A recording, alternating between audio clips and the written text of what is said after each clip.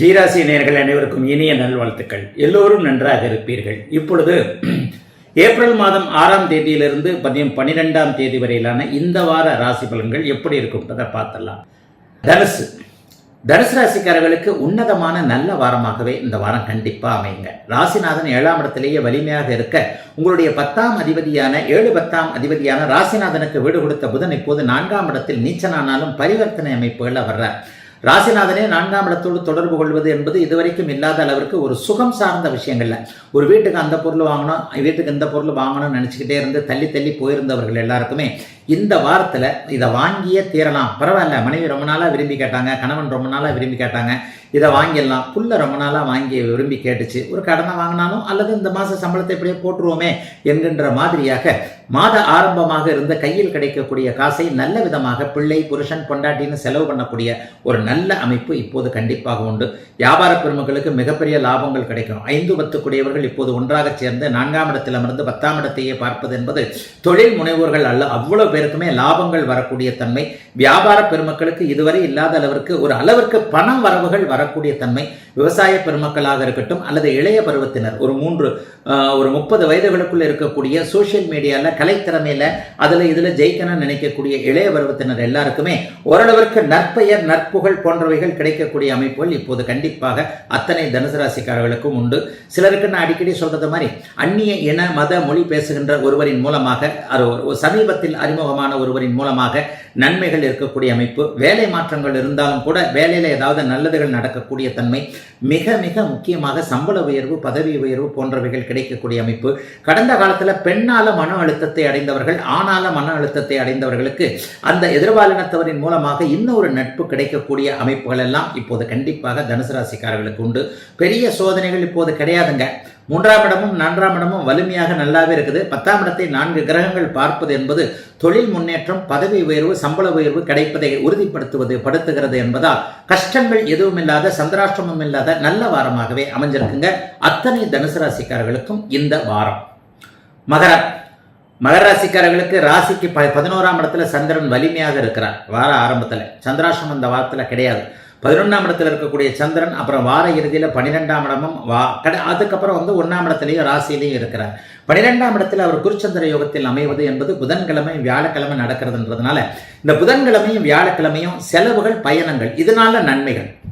செலவு செஞ்சாலும் அதனால ஒரு பிரயோஜனம் இருக்கும். யாராவது ஒருத்தரை கூட்டு போய் அப்படி இப்படின்னு செலவு பண்ணா கூட அவர்னால ஏதாவது ஒரு பிரயோஜனங்கள் இருக்கக்கூடிய தன்மை.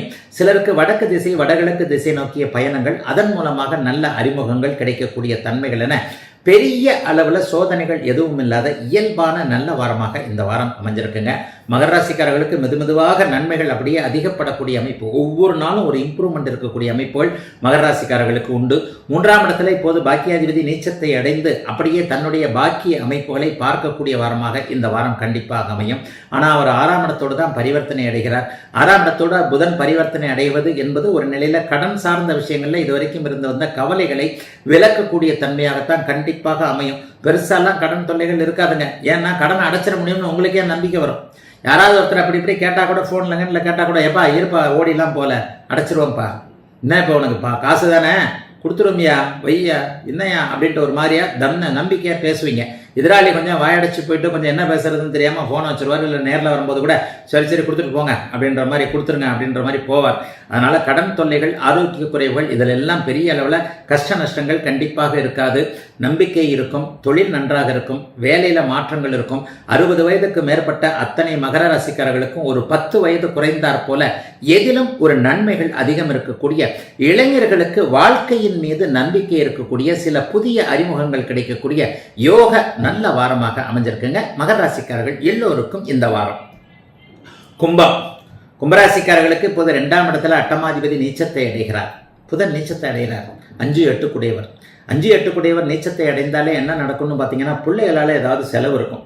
ஸ்கூல் செலவு, அந்த செலவு, இந்த செலவு. ஆமாங்க, ஏப்ரல் மாதம் வந்துருச்சுல, மே மாதம் வந்துருச்சுல, கண்டிப்பாக ஸ்கூல் செலவு இருக்குத்தானே செய்யும். உண்மைதாங்க.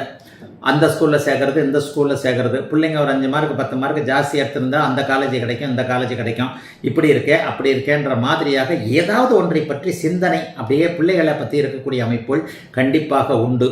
ஆனாலும் ஒன்று சொல்கிறேன், அடுத்து வரக்கூடிய அந்த ஜூன் மாதம் 2ஆம் தேதி நடக்கக்கூடிய அந்த குரு பெயர்ச்சியின் மூலமாக ராசிநாதன் குருவின் பார்வையில் வரப்போறதுனாலையும் ஜென்மச்சனி முடிஞ்சிட்டதுனாலையும் பெரிய கஷ்ட நஷ்டங்கள் இனிமேல் கும்பராசிக்காரர்களுக்கு இருக்காதுங்க.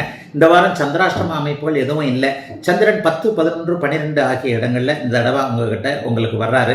10ஆம் இடத்துலையும் 11ஆம் இடத்துலையும் ஒரு 5 நாள் 6 நாள் இருப்பார். 5 நாள் இருப்பார் ஆரம்பத்திலேயே. திங்கள், செவ்வாய், புதன், வியாழன், வெள்ளி ஆகிய 5 நாட்களும் அவர் 10, 11ஆம் இடங்களில் கும்பராசிக்காரர்களுக்கு இருப்பது, குறிப்பாக 11ஆம் இடத்துல வெள்ளிக்கிழமை, புதன்கிழமையும் வியாழக்கிழமையும் வலிமையான யோக அமைப்புகளில் இருப்பது, வாரத்தின் கடைசி இறுதி நாட்களில் கொஞ்சம் நல்லவைகள் நடக்கும் அப்படிங்கிறத காட்டுது.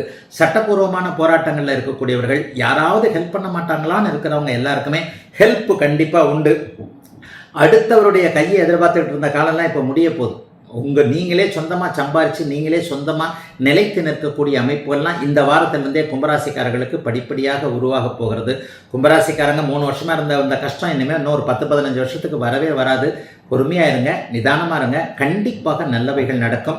11ஆம் இடத்துல அந்த புதன் வியாழக்கிழமைகளில் இருக்கக்கூடிய அமைப்பு ஒரு அளவிற்கு பணம் காசு விஷயத்திலேயே நன்மைகளை செய்யும் என்பதால் பதவி உயர்வு, சம்பள உயர்வு, அலுவலகத்தில் நிம்மதி, மேலதிகாரியோடு இதுவரைக்கும் இருந்து வந்த முரண்பாடு விலகுதல், தகுதிக்கேற்ற திறமைக்கேற்ற அங்கீகாரம் போன்றவைகள் கிடைத்தல் என்பது மாதிரியான நல்லவைகள் நடக்கக்கூடிய யோக வாரம் கும்பத்திற்கு இந்த வாரம்.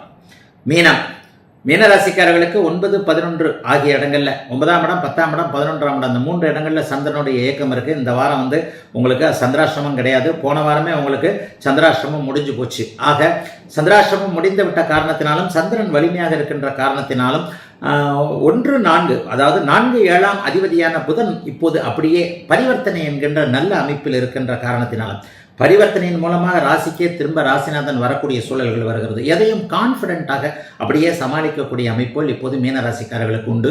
குறிப்பாக உத்திரட்டாதி நட்சத்திரக்காரர்களுக்கு இதுவரைக்கும் 1 வருஷமாக இருந்து வந்த மனக்கவலை, மன அழுத்தம், பணி அழுத்தம், குடும்பத்தில் நிம்மதி இல்லாத அமைப்பு, பணத்தை எங்கே தேடுவேன் என்கின்ற சூழல்களில் இருந்து வந்த அமைப்பு, காதல் தோல்வி, நிம்மதி இல்லாத நிலைமை, உடல் இதாக இருந்தது, மனம் இதாக இருந்தது, கடன் சார்ந்த விஷயங்களில், தொழில் சார்ந்த விஷயங்களில் இதுவரைக்கும் இருந்து வந்த கஷ்ட நஷ்டங்கள் எல்லாமே இனிமே அப்படியே ஒரு மாதத்திலேயே உத்திரட்டாதி நட்சத்திரக்காரர்களுக்கு இந்த ஏப்ரல் மாதத்திற்கு பிறகு டக்குன்னு அப்படியே படிப்படியாக விலக ஆரம்பிக்கும். கவலைப்பட வேண்டாம்.